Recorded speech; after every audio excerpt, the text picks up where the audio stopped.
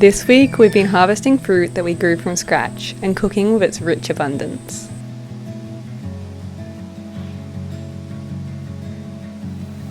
The long summer days mean that we spend hours at waterholes, exploring valleys of fairy pools until late into the sunny afternoons. It was about 2 or 3 years ago that we planted this banana, and now through many summers and winters, rainy seasons and dry seasons, storms and cyclones and goats sneaking in, it is finally ready to harvest.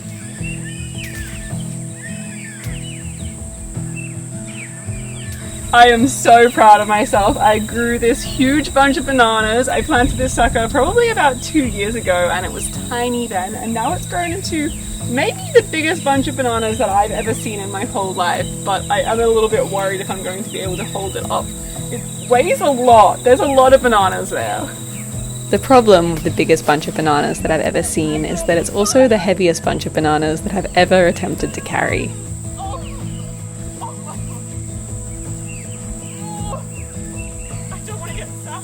I got sap all over myself. That's why I wore rough clothes, because I knew this is a job that you get very dirty doing.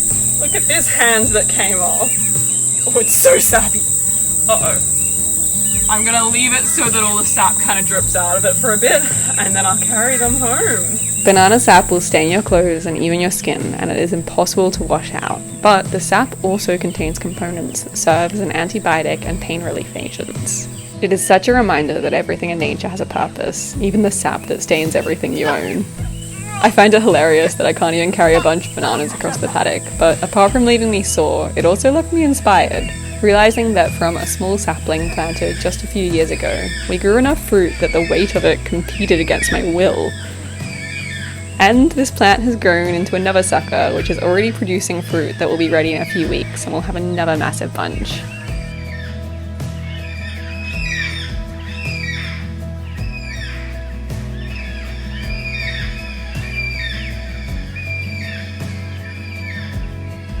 As much as I love to push myself and my banana farming skills, with a sore back, sap stains, and enough bananas to last me a long time, I gave myself the break of hiking to a waterhole with a friend. This is Freya, and together we hiked far on the plateau to a secret waterhole hidden in the rocks of a magical valley. This place is like a true life fairyland, with ferns and native grasses and the constant hum of running water.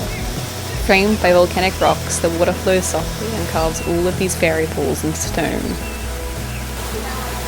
You can explore here for hours, finding hidden deep blue pools and canyons around every corner. It is the perfect way to end any hot summer day, laughing and playing like children until the sun sinks behind the forest.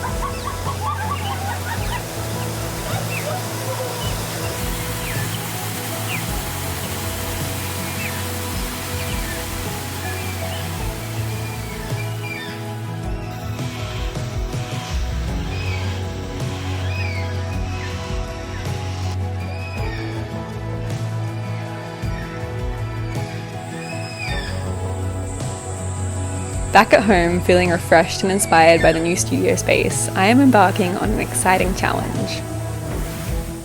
I want to turn this blanket that I got from the op shop into a dress, using zero waste. This is a beautiful batik blanket that is patchworked all together, but unfortunately it has a lot of holes. I'm inspired by all of the building skills that I've learned over the past few months, and the beauty of using recycled materials. So in the same way that we patched together broken windows and cut glass to make this room, I'm going to patch this blanket carefully together to create a dress. My main priority is to use no waste. This means carefully unpicking each seam is important, and I'm putting these pieces aside to use later. Then I'm sewing together the back seam, leaving a spot for a zipper later. I've created a pattern that doesn't cut any of the squares, so that there'll be no leftover fabric. Okay, so I've got it's sewn together. Now I just need to make the bust area. I'm too scared to hem it right now because I'm so careful with this fabric. It's so beautiful. So I'm just kind of leaving a big old trail. Next, I'm draping a bust. For this shape, I really want to continue all of the vectors off the squares, so I'm creating a diagonal rectangle shape, but I'll add gather at the bust. This is one of those projects where you don't need to draft any pattern off paper. I always feel so engaged playing with the fabric straight on the mannequin instead of spending days in the two-dimensional world of paper patterns. So I've draped this bust panel and I really want it to look like all the rest of the panels but to have shaping for the body. So I think I've achieved it, but what I'm going to do is do a basting stitch on this and then try it on. It's funny how similar sewing and building are. My mind goes into the same space for both. Simple problem solving and working out each step at a time while also seeing this grand vision for the future. And both share the joy of slowly seeing your creation come to life. Instead of walking across the whole field, I realised that my tiny K truck would do the job a lot better. I always jokingly call my car a glorified wheelbarrow, and today she is living up to her name. I might bruise the bananas a little bit, but it's so worth it because I don't think I had this walk in me.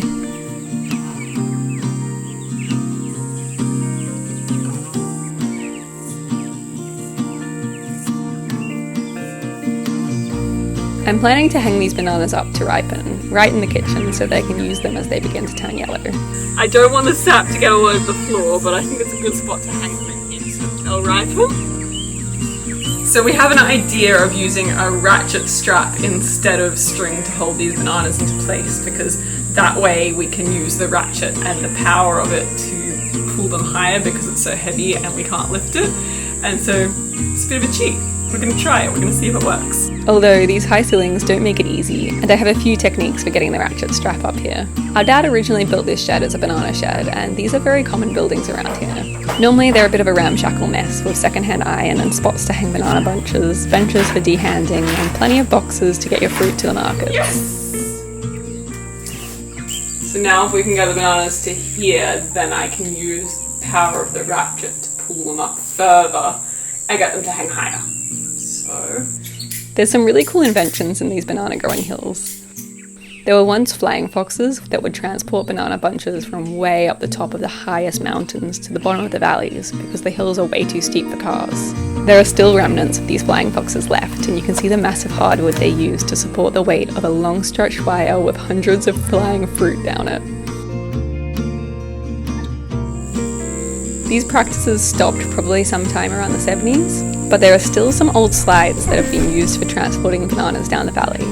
When we were kids, we would slide down them through the plantations, and there were a few times that I had great fear for my life, but it's probably also the most fun that I've ever had. It's so close, but it still needs lifting higher. Maybe I can do it. Would it be possible to lift? Just doing it. I've got the ratchet, can slowly pull it up. Oh no. So I was a bit silly and I put the ratchet here so that now it can't go any further because this is here, so I should have put it up here. So I think we're going to have to redo it a little bit, but I'll just pull it up now that it's got the pressure on it. Should be okay. It's still so heavy. Maybe I'll twist it this way.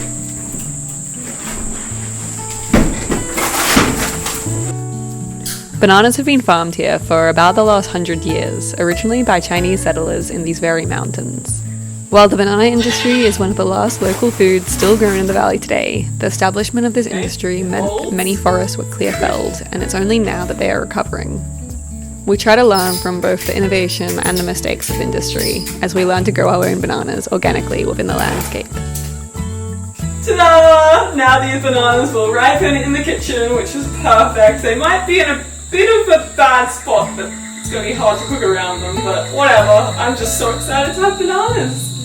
So in this climate, bananas don't ripen on the tree because if you leave them out too long, all of the parrots get them, and different types of animals always will come and collect them. So we cut them early when they're still green, and then you bring them to a place where the birds can't get to them. So in here, no parrots are going to be able to chew on these bananas, so it's kind of the perfect spot for it. But they do drip sap, so you have to make sure that you can catch all the sap that comes out. But I think it's stopped dripping sap now.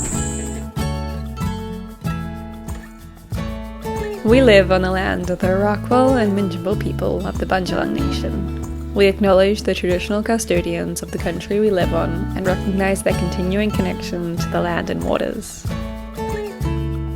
We thank them for protecting this rainforest and its ecosystems since time memorial.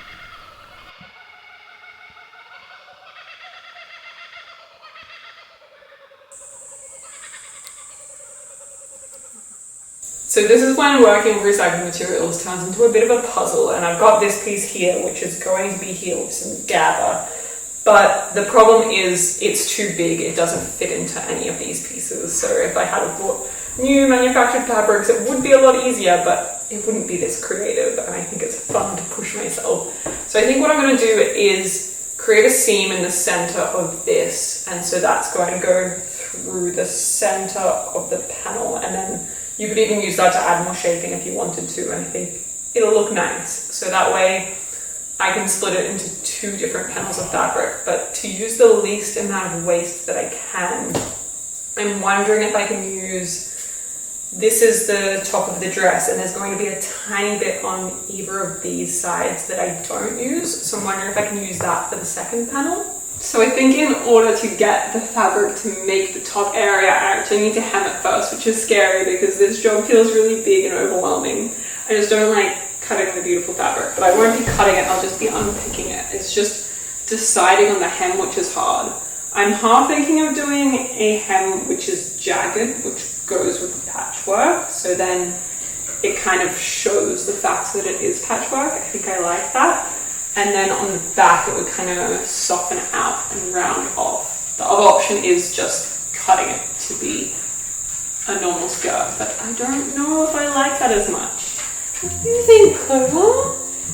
I decided to go with a jagged hemline because I love the idea of a dress which is so obviously recycled from small pieces of fabric, reminding me of this very studio. Scrapworked from pieces of scraps, hardwood, secondhand furniture and tin, and made into the perfect space, which is so clearly full of character and stories.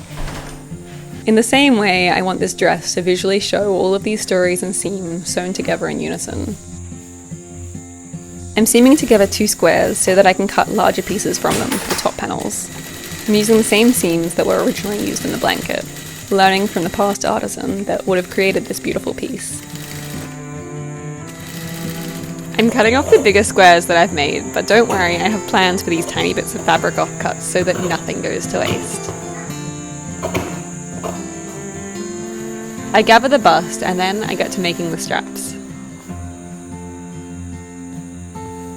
Straps are normally made from diagonal fabric or cut on the bias. This can be super wasteful, so I have this special technique where I cut 2 equilateral triangles and then I sew them together on opposite seams. It creates a long diagonal tube of fabric that you can cut 1 long length of a strap from. Batik prints are a technique often used in Indonesia that uses wax-resist printing. It is achieved by dripping wax in specific patterns and then dyeing the piece, and then later melting the wax away, and these beautiful patterns are left behind. This fabric is a combination of offcuts from batik fabrics combined together and has been used as a blanket for the past many years. I found it in the op shop the other day and I squealed when I discovered it in a bin for a few dollars. It was full of holes and some of the fabrics are so worn that they are threadbare, but it just makes it more of a fun challenge. As I sew together this patchwork, I think of the many artisans before me creating this piece. Firstly, who created the batik prints by hand, boiling wax and dyes and practicing this traditional technique. Then later, someone who patchworked these pieces together, saving the special pieces of fabric from being thrown away. Then I think of the person who used this blanket in their home for many years, appreciating the beauty. And now I feel so lucky to carefully repurpose it into something new again that will be used and appreciated for many more years to come.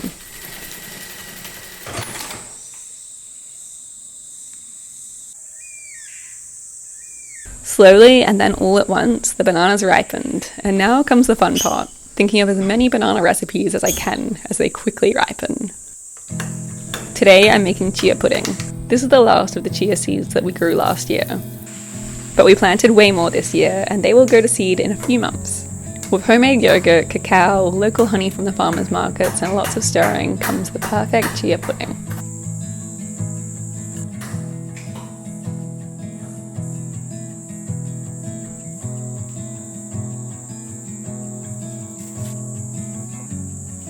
All of our summer homegrown fruits are ripening, and we have passion fruit and too many bananas to handle, but the goats love any scraps and wait patiently at the door. I always think of them as my personal waste disposal, waiting at the gate to eat any scraps and then composting them and spreading fertile soil across the land.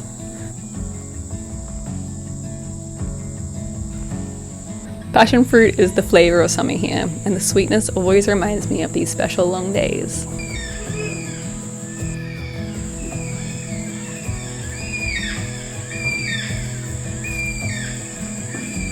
Sorry, Mom, I ate it all. Sorry.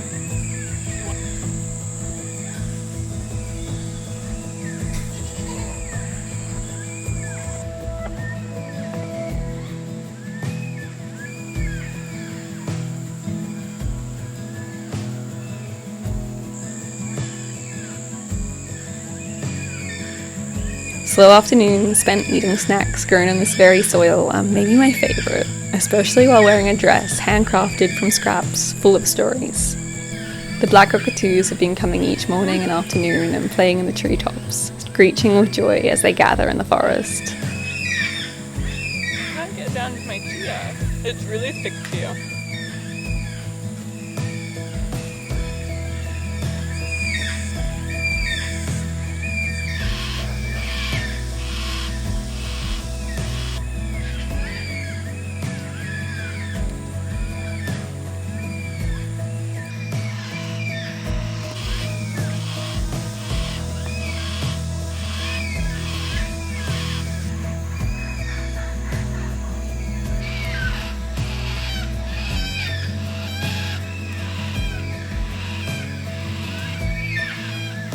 Thank you to our patrons for all of your support on our journey. We are so grateful.